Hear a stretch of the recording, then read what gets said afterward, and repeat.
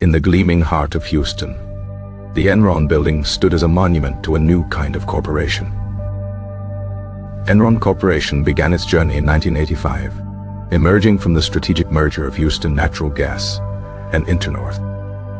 It presented itself not merely as an energy company, but as a revolutionary vanguard in a rapidly changing industry. The company's vision was expansive, aiming to create markets out of thin air and trade commodities like weather and internet bandwidth. Kenneth Lay, the company's chairman, was its charismatic public face, a man of immense charm and political influence. He preached a gospel of deregulation and free markets, which Washington eagerly consumed. Then came Jeffrey Skilling, a brilliant Harvard Business School graduate with a radical, aggressive vision for the company's future. Skilling championed the controversial mark-to-market accounting method, a tool that would become central to the deception. This practice allowed Enron to book hypothetical future profits from long-term contracts as current income. The immediate result was a seemingly miraculous and unbroken streak of soaring quarterly earnings. Wall Street analysts were mesmerized, rewarding Enron with a skyrocketing stock price and effusive praise. The pressure to meet these inflated expectations became immense, fostering a culture of extreme risk-taking. Inside Enron, a brutal rank-and-yank system saw the bottom 15% of employees fired each year. This fostered a climate of fear and intense internal competition, where questioning the numbers was career suicide. To hide the inevitable losses and spiraling debt, Chief Financial Officer Andrew Fastow was brought in. Fastow became the architect of a shadow financial system, a labyrinth of off-balance sheet entities. These were known as special purpose entities, or SPEs, designed for the sole purpose of deception. Dipped and failing assets were transferred into these SPEs, magically vanishing from Enron's official financial statements. Entities with whimsical names like Raptors and Chuco held billions of dollars in toxic liabilities. Fastow himself ran some of these partnerships, earning millions in management fees in a glaring conflict of interest. The company's financial reports became works of fiction, impenetrable to even the most seasoned experts. Enron's auditing firm, Arthur Andersen, was supposed to be the watchdog ensuring accuracy and compliance. Instead, lured by massive consulting fees, Andersen became a willing accomplice in the grand deception. The firm signed off on the fraudulent accounting, giving Enron a clean bill of health it did not deserve. Meanwhile, Enron's traders exploited the newly deregulated California energy market with predatory glee. They created artificial power shortages, shutting down power plants to drive up electricity prices. Rolling blackouts plagued California, while Enron traders joked about the suffering they were causing. The profits from this cynical manipulation were immense, further fueling the illusion of Enron's success. But inside the company, the first cracks in the facade were beginning to show. Journalist Bethany McLean published an article in Fortune magazine titled, "Is Enron Overpriced?" Her simple question could not be adequately answered by the company's executives, raising serious red flags. In August 2001, with the company's finances secretly unraveling, Jeffrey Skilling abruptly resigned, citing personal reasons. His departure sent a shockwave of panic through investors who had believed in his genius. Internally, a vice president named Sharon Watkins wrote an anonymous memo to Ken Lay, warning of the impending scandal. He warned that the company could implode in a wave of accounting scandals. Lay dismissed her concerns, assuring employees that the company's finances were sound. He even encouraged employees to continue buying the company's rapidly falling stock. On October 16, 2001, the dam finally broke. Enron announced a staggering $638 million third-quarter loss.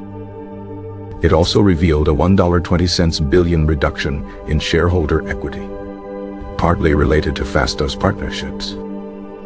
The Securities and Exchange Commission immediately launched a formal investigation into Enron's accounting practices. Panic erupted as the full scale of the hidden debt began to surface. The stock price, once over $90 a share, entered a free fall, plummeting towards worthlessness. At Arthur Andersen, a frantic effort began to shred documents related to the Enron audits. Tons of paper were destroyed in a desperate and illegal attempt to obstruct the federal investigation. On December 2, 2001, Enron, once the seventh largest company in America, filed for Chapter 11 bankruptcy. The collapse was the largest corporate bankruptcy in U.S. history at the time. The human cost was catastrophic. Over 20,000 employees lost their jobs just before the holidays. Many lost their entire life savings, as their 401k retirement plans were heavily invested in Enron stock. The fallout extended to Arthur Andersen, which was convicted of obstruction of justice. The conviction effectively served as a death sentence for the 89-year-old accounting firm. A wave of criminal indictments followed against Enron's architects. Andrew Fastow pleaded guilty and became a key witness for the prosecution, detailing the conspiracy. In 2006, a jury found both Kenneth Lay and Jeffrey Skilling guilty of fraud and conspiracy. They died of a heart attack before his sentencing. His conviction later vacated due to his death. Skilling was sentenced to more than 24 years in federal prison, though his sentence was later reduced. In response to the scandal, the U.S. Congress passed the Sarbanes-Oxley Act in 2002. This landmark legislation imposed strict new rules on corporate governance and financial reporting. The law created new standards for corporate boards, management, and public accounting firms. The Enron scandal became a lasting symbol of corporate greed, arrogance, and corruption. It served as a brutal lesson in the dangers of a corporate culture that prioritizes profits above all else. The secret truth was that the company's success was an elaborate illusion, a house of cards built on lies. The conspiracy was not the work of one person, but a systemic failure of checks and balances. Bankers, lawyers, and auditors all failed in their duty to question the impossible. The allure of Enron's rising stock and the fees it generated blinded them to the underlying fraud. For the employees who lost everything, the betrayal was personal and profound. They had believed in the company and its leaders, a faith that was ultimately shattered. The scandal exposed a deep-seated rot in corporate America, prompting a national conversation about ethics. It highlighted the immense power of corporate executives to manipulate markets and ruin lives. The legacy of Enron is a cautionary tale that continues to be studied in business schools worldwide. It reminds us that integrity and transparency are not optional virtues in business, but essential foundations. The gleaming tower in Houston still stands, but it now serves as a memorial to an epic corporate tragedy. The unveiled truth of the Enron conspiracy was a complex web of ambition, greed, and systemic failure. It revealed how easily financial innovation could be twisted into a tool for mass deception. The energy trading floors, once buzzing with frantic activity, fell silent after the collapse. Investor confidence in the stock market was deeply shaken, requiring years to rebuild. The term Enronomics became a shorthand for deceptive and fraudulent accounting practices. The scandal's narrative was so dramatic it was adapted into a documentary, The Smartest Guys in the Room. It demonstrated that a company's culture, set from the top, could be its greatest asset or its most fatal flaw. The conspiracy thrived in the shadows, away from the scrutiny of a skeptical press and regulators. Ultimately, the truth was not a single secret, but 1,000 small lies that grew into a monstrous deception. The story of Enron is a stark reminder that what seems too good to be true often is. The company's aggressive pursuit of deregulation ironically led to the most sweeping corporate regulations in decades. The financial instruments Enron created were so complex that few people inside or outside the company truly understood them. This complexity was not a bug, but a feature. It was designed to obscure the truth. The personal ruin of thousands of ordinary employees remains the most tragic legacy of the scandal. Their retirement dreams, built on the promise of a solid company, vanished into thin air. The Enron case proved that even the largest and most respected companies could be hollow at their core. The conspiracy was a betrayal of the fundamental trust that underpins the entire financial system. It took years for the legal system to untangle the web and hold the main perpetrators accountable. The scandal's aftershocks were felt across the global economy, changing how companies are valued and audited. The secret truth of Enron was that its innovation was not in energy, but in the art of the lie.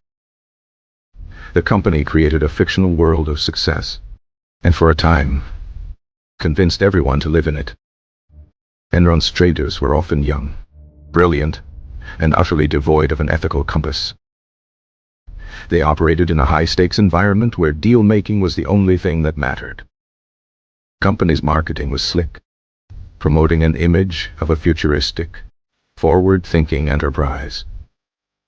This branding helped mask the sordid reality of its financial engineering. The board of directors, filled with prominent figures, failed in its oversight responsibilities. They were either complicit, negligent, or simply unable to comprehend the complexity of the fraud. The Enron story is a classic tale of hubris, where excessive pride led directly to a dramatic fall. Executives came to believe they were above the rules that governed everyone else. The financial press was also criticized for its initial cheerleading and lack of critical inquiry. Only a few skeptical voices dared to question the company's miraculous performance. Collapse triggered a crisis of confidence in the very concept of American capitalism. It forced a painful re-examination of the relationship between corporations, government, and society. The legal battles and asset liquidation from the bankruptcy would stretch on for many years. Some of the money was eventually recovered for creditors, but it was only a fraction of what was lost. The Enron name itself became toxic, a brand forever associated with scandal. The conspiracy's unveiling showed that financial statements could be manipulated to tell any story.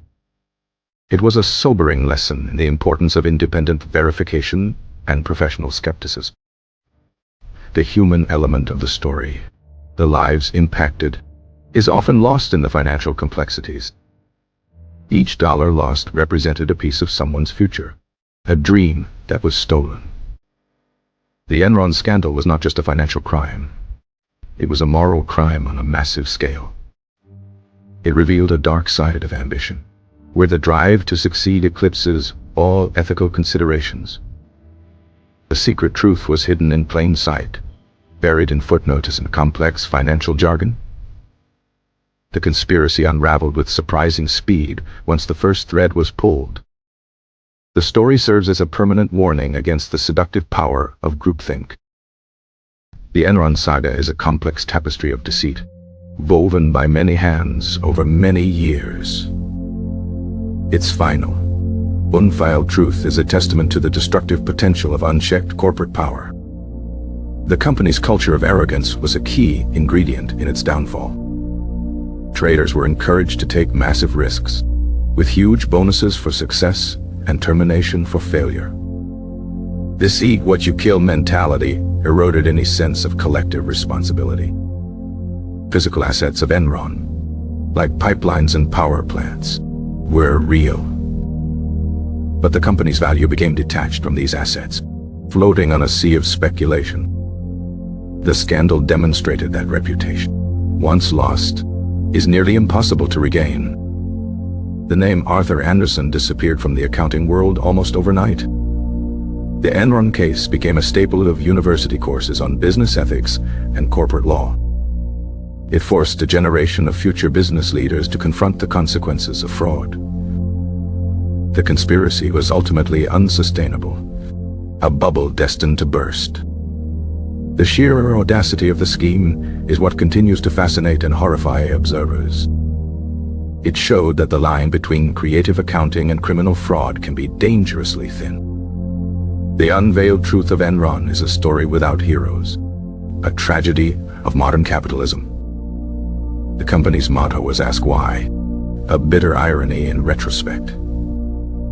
Few people, it turned out, had asked the right questions at the right time. The scandal's shadow still lingers over the corporate world, a reminder of what can go wrong. The final truth was that Enron was a company that fell in love with its own reflection. It was a reflection that was beautiful, powerful, and ultimately, a complete fabrication.